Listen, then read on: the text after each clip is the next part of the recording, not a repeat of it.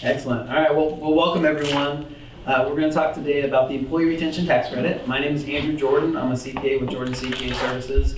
And the reason we're doing this program with the Chamber is because we know there's a lot of misinformation about this program, and there's a lot of people who just haven't heard about it. So we're going to talk about kind of the history and the background a little bit. We're also going to talk about who it's designed for and how it can kind of work.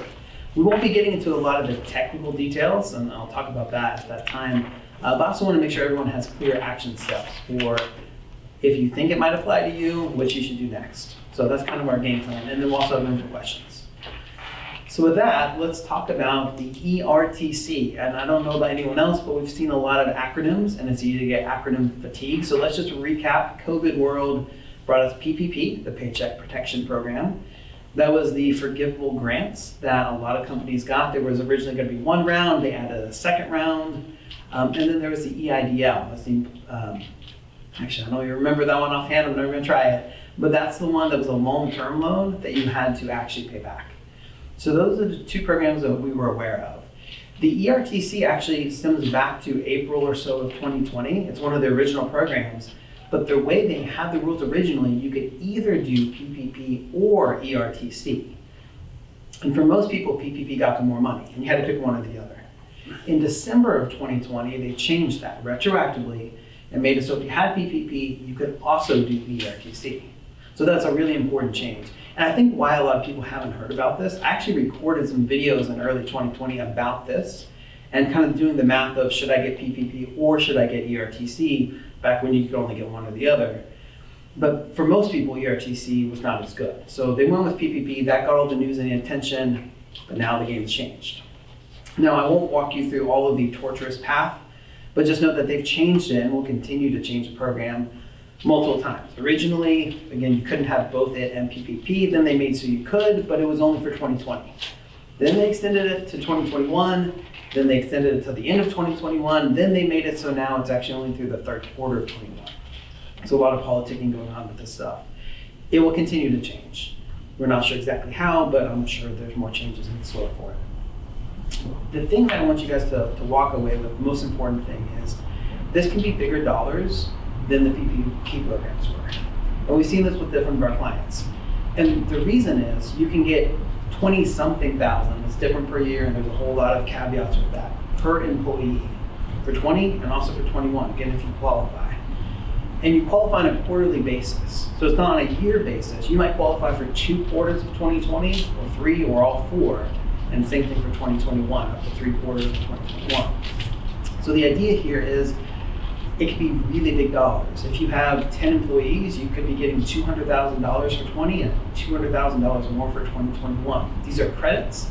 They are not things you have to repay. So it's really cash. And the way it works is, you go back, if you get this credit, kind of the steps are, you do the math. And I'm gonna skip over that a little bit. That's the hard step. You do a bunch of complicated math to figure out how much you qualify for. And then you amend your 941 payroll tax returns for 20 and 21, whichever are appropriate. And then you also have to amend your income tax returns.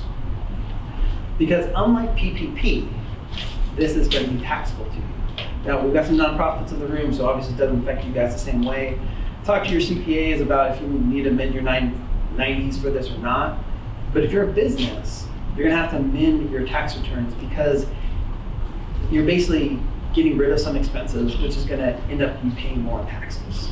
And if you have a flow-through entity like a partnership or an S-Corp, you're gonna be amending your corporate returns and then also your personal returns.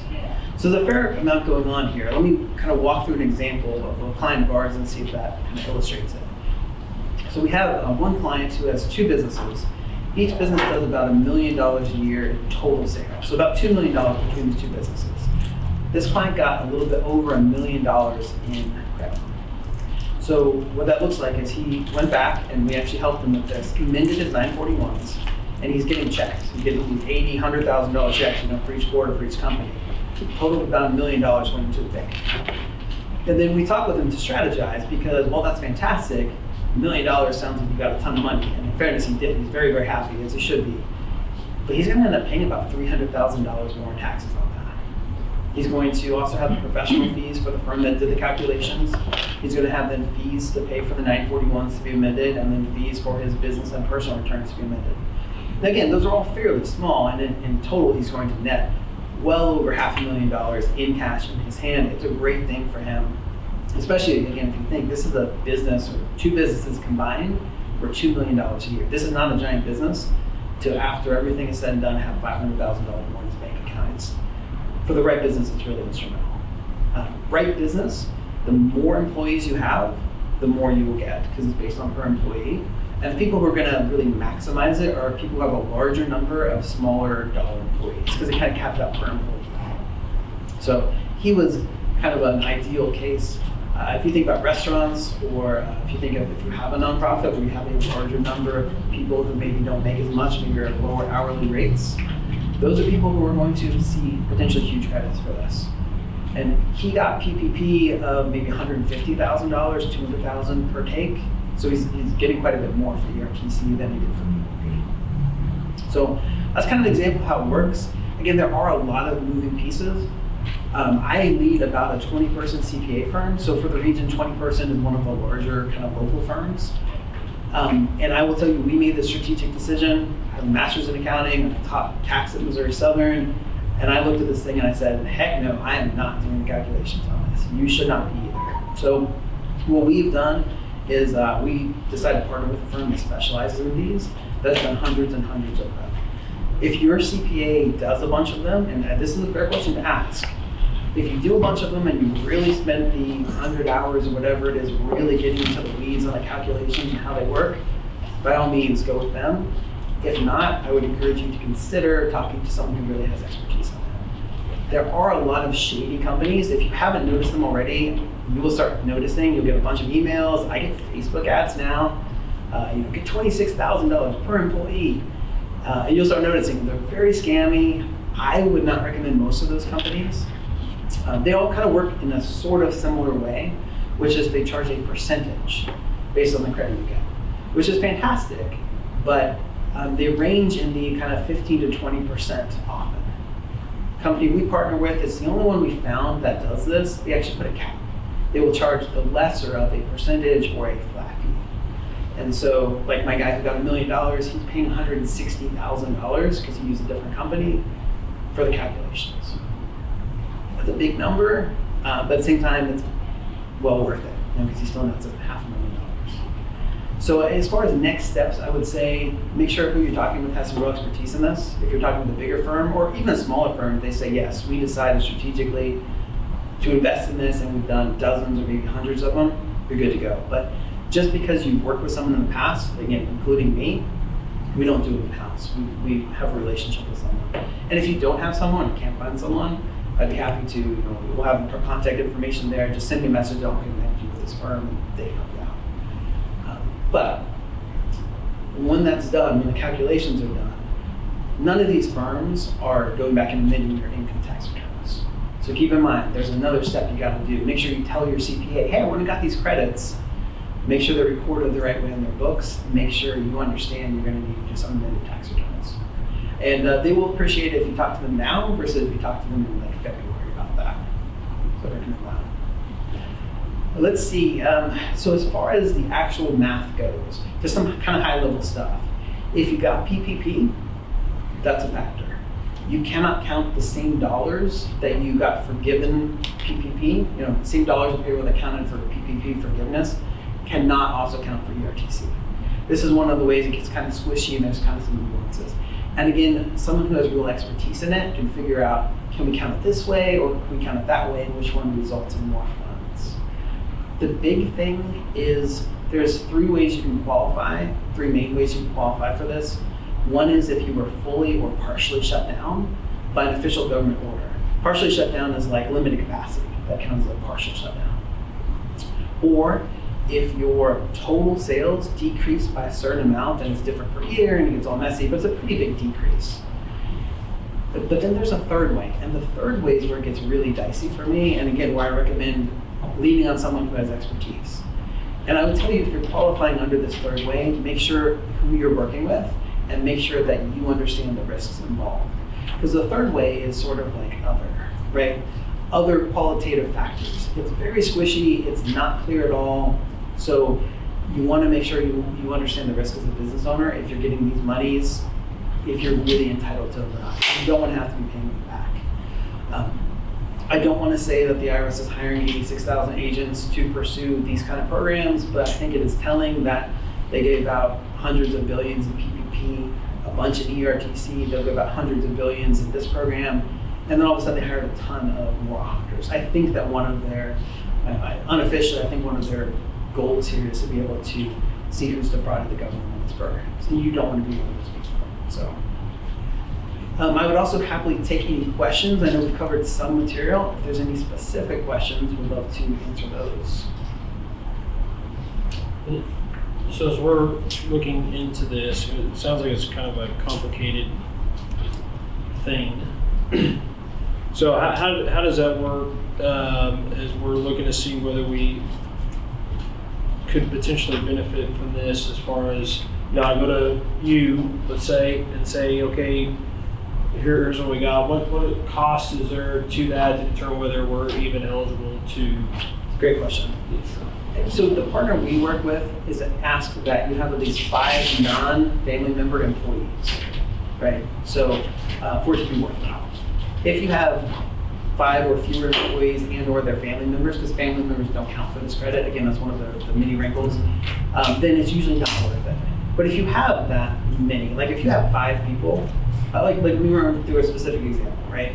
We have a doctor's office that only qualified for 2020. They had 4 employees that were not family members. They got a $16,000 credit. By the time they paid all the fees, their fees were, I don't know, $1,500, $2,000, something like that, for the calculations and that piece of it. And then by the time they paid for the amended returns and stuff, they're going to end up netting $11,000 or $12,000. That's not life-changing, but it's $12,000 that you didn't have before, right? And I'd say from sort of the client's perspective, from you guys' perspective, how much work is involved. Most places, and again, our partner does this too, will do free consults. So it's a free 15-minute, half hour, and they'll ask some more specific questions. Most of you know off the top of your head, how many employees, average pay, some of that kind of stuff. They can tell you then, hey, look, this is kind of ballpark of what we think you might qualify for, and then you can figure out if it's worth doing the additional work. While the calculations are nuanced and complicated, the amount you have to do really isn't. What they're going to ask you for is probably prior year tax returns, which you should have readily available. They're going to ask you for quarterly payroll returns, which again should be very easy to send. And they'll ask you for monthly financial statements, which again, for most businesses, if you're up on your stuff, like this is a matter of 10, 15 minutes gathering this up and sending it. Now, there might be a few other things and a few other nuances, but what we're finding for most of our clients, because we'll help different of our clients through this process, it's an hour of our time total. Right? So it's worth having the conversation if you think you might qualify. And so the bar for that is if you have at least 5 non-family member employees, you should be talking to someone about this. And that's my personal opinion. It's worth a free 15 to 20 minute phone call. From that phone call, they'll give you an idea of if it's worth doing the additional hour or so worth of work. These firms tend to work on some level of retainer, but again, the retainer is pretty small. And I think you generally get that back if you end up not getting credits. You can, depend on who you're working with, but often that's the case. So it's very low risk in terms of time and in terms of money. So, and I think if you have certainly 10 or 20 or more employees, gosh, you should definitely look at it. Okay. Yeah. And again, when I say look at it, I mean schedule a free 15-minute call. Right. Yeah, it's an easy next step. Okay. Other questions? I would kind of reiterate what you talked about with the ones that are the fly-by-night ones that are coming across your Facebook feed and things like that, because I've seen tons of those. And for example, the firm that we're working with is one that was recommended by the American Chamber of Commerce executives. And so they don't charge any fee at all to determine whether or not it's worthy of you filing. And so we upload all our documents to them, they'll analyze them and come back with a report, and then based on that finding, we will then contract with them to either go to the next steps or drop it, based on that, what they come up with. Which makes a ton of sense. I mean, to me, a little bit of what you're doing here, and if you think, boy, someone paid $160,000 for what was probably under 100 hours worth of work, realistically, for my one client, for example. That feels really high, but part of what you're paying for, it's kind of like with Terminex. What I always think of, Terminex is not really trying to kill termites, it's really kind of insurance for termite damage. It's a lot of what they're doing, and that's a lot of what you're paying for here. You're paying for a firm that will stand behind you if you're audited, a firm that has good work papers, follow good processes, and if you go with one of these ones that just popped up, even though, they have a website that has ERTC in the name, it sounds legitimate, but will they be there in a year or two? Because by the time the IRS gets to auditing these, you're probably looking a couple of years out. And so I agree with you. Make sure that, because what you should be paying for, what you should be getting is some protection in the case of audits. And if they're not there anymore because they went bankrupt because they just pop up and go away, then that's not a good situation. As far as who qualifies for this, nonprofits, we I think covered this off camera, but just for those who might be watching later, nonprofits absolutely do qualify. So if you have a nonprofit with 5 or more employees, they should be looking at this too, just like they did for PPP. And I think that it's not necessarily known on the business side or the nonprofit side. So if you're on a board, I encourage you to make sure that the nonprofit's checking it out. Part of why we started this, I'm looking at Tanya now, because we had a restaurant we talked to here in Joplin, and again, it's not called the restaurant ERTC program, but just restaurants are such a slam dunk. It's almost hard to imagine a restaurant not qualifying for this program. Lots of other people can too, but restaurants are just such a slam dunk. But I talked to a restaurant in Joplin, and she said, man, I've seen the ads for it, but they seem so fake and just like such a come on that I was sure that it was not a legitimate thing. So one of the reasons we're doing this is so you can hear from the voice of the chamber and a CPA, no, this is a legitimate program. You will not get $26,000 per employee, but you might get a good amount of money still. Cool. So to recap, I will say it's complicated. You should not be trying to do this yourself. I think that's a mistake.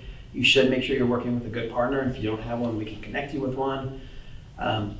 And if you have at least 5 non-employee or non-family employee members, that's who should be doing the free 15, 20-minute phone call and making sure you're not leaving money on the table. But any business or nonprofit who meets that very low threshold, you should be looking at this. Invest your time. And as far as timeline, again, they haven't put an official end date to it yet, but that doesn't mean they're not going to look at the numbers and do a revenue raiser by cutting this program off a month from now. And they did it with PPP. They ended it early. So you don't want to miss out on this one because you didn't get to it.